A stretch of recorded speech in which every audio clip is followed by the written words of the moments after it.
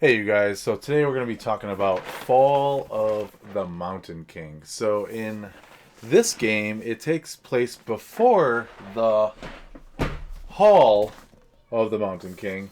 Um, so this is where the trolls are being overrun by a bunch of gnomes, and it is you and whoever you else are playing with's job to try to um, have the gnomes stay back for as long as possible. But I will say the inevitability is that the gnomes will overrun you. Remember us.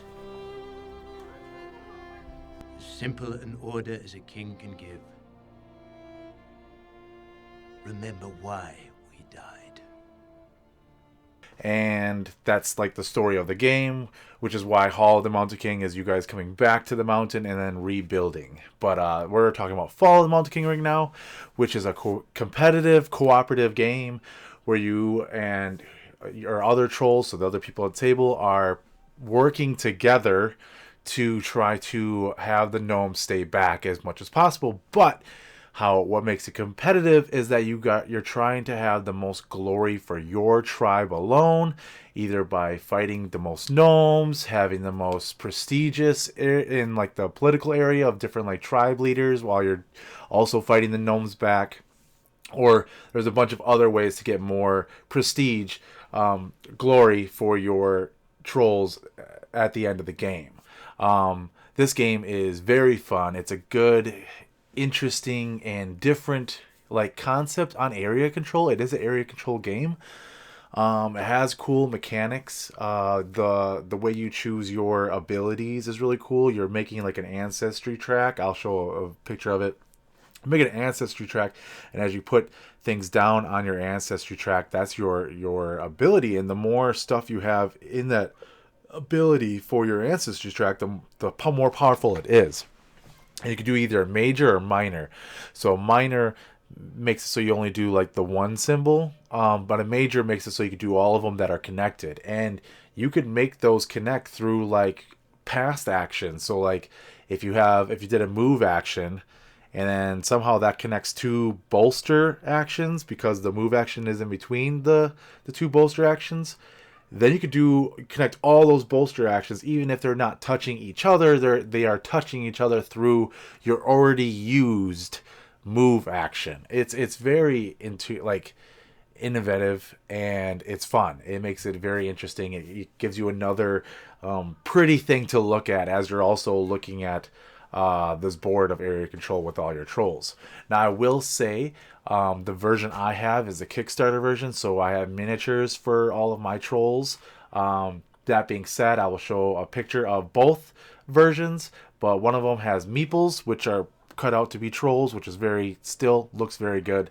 And then the other one, which I have, is the miniatures of trolls, right?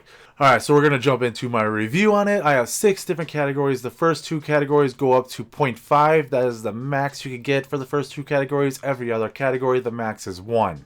So for the first category is the rule book. I gave this a 0.4. Now the rule book is actually pretty well done.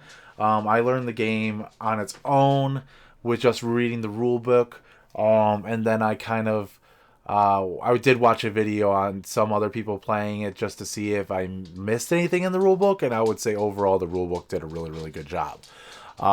That being said, also the rule book is kind of all over the place, and there are some things that it kind of like doesn't really like fully give you a good grasp on. Now that is me nitpicking because it was very very like when we play games, we like to really test the boundaries of things.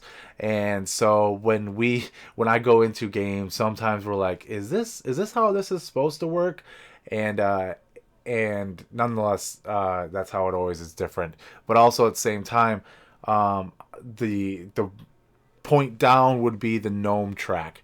I believe there was something about the gnome track our first game where we messed up, and I did read the rule book pretty well, and the gnome track did not. That area was kind of confusing and convoluted, so it didn't get a point 0.5 because of that. It is a point 0.4. Now look at the table. Like I said, I have the Kickstarter version, which has the miniatures. That being said, I have seen the standard version, and the meeples for the trolls are cut out and they look like trolls, and it still makes the game look very interesting on the table. And overall, the board is beautiful, the different colors. There's some areas where the board, you don't know if this area is really touching this area because it's on like a three-way kind of like borderline. But overall, I would say the board altogether is pretty well done. And once you get all those trolls on the board, it looks very, very well done. So I gave Look at the Table a point 4. Now, ease of play. I will say to start this game is very easy. Uh, the concept of what's going on is very easy. I would say the hardest thing for people to really grasp is the gnome track and then your ancestry board that you're making. There's some things where people were like, can I put it under? Can I put it over? Can I whatever? And so like it is very small stuff. I would say the biggest knockback as far as ease of play for this game would be the gnome track is very finicky. So because of that, just that alone, I gave it a point 7. I would say overall this game is pretty easy to grasp once you have that like that first round. And I mean, I just learned the game, didn't even play the game. The two people I was playing with play games, but not as much as I play games, and we were able to kind of like really jump into it right off the bat. So because of that, I did give it a point 7 rather than anything lower. Replay. Hey guys, sorry to interrupt this video real quick. I'm just going to remind you guys I am doing a giveaway at 1,000 subscribers. I'll be giving away I think a couple games. So at 400, 500, 600, 700, 800, 900, 1,000. At each one of those increments, I'm going to be revealing a game to give away when I reach 1,000. So thank you guys so much for watching this video, and I'll let you guys continue. The ability to cost, I would say overall, if you're doing the standard version, I mean, you could get the standard version, right? So that you gotta account for the standard version is the same as the Kickstarter version. The only difference is the meeples or the miniatures. So because of that, I would say the replayability to cost is pretty well done. I gave it a point 8. The game is not going to be any different. Literally, you're just meeples that are well cut. They're not like terrible meeples. They're well cut to miniatures. That's it. So I gave this a point 8. Competitive or harshness. Now this is fun for me to rate this one because this one is both a cooperative and a competitive game. And it can be harsh. It's both harsh because of the gnomes. The gnomes are not forgiving, and that's the game fighting you. That's you guys fighting against the game. The other trolls that you are competing with and cooperatively fighting back these gnomes, they, depending on what trolls they get or what leaders they have like in their political system on their side, that could be very harsh. I liked it a lot, but at the same time it doesn't have to be player harshness at all. The game itself is mean, so you don't have to like be mean with each other. Like there's things, a lot of times you play a game and you guys aren't hurting each other at all, or directly influencing each other other than like dudes on a map kind of, I have 2 in this area, you only have 1.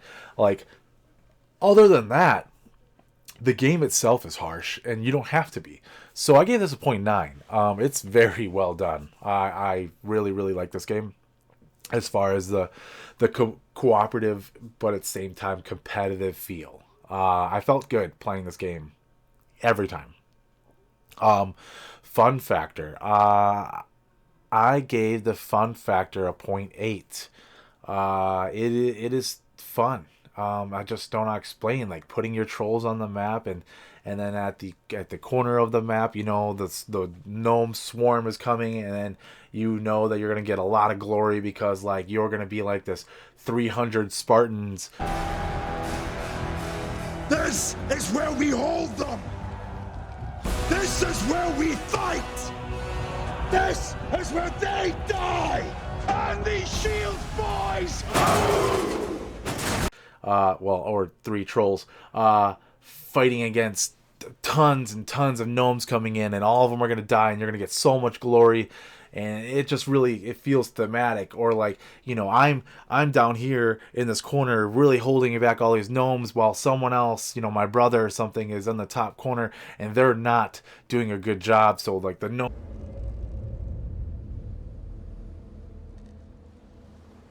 You there? Ephialtes.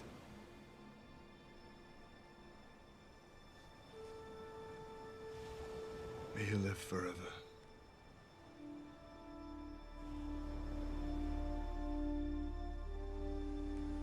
Homes are coming in, and from the back, and I'm starting to like not only have my forces here in the corner holding back all these gnomes, but I'm trying to like hold back, or this force that's coming from behind me, because they're just not doing a well job.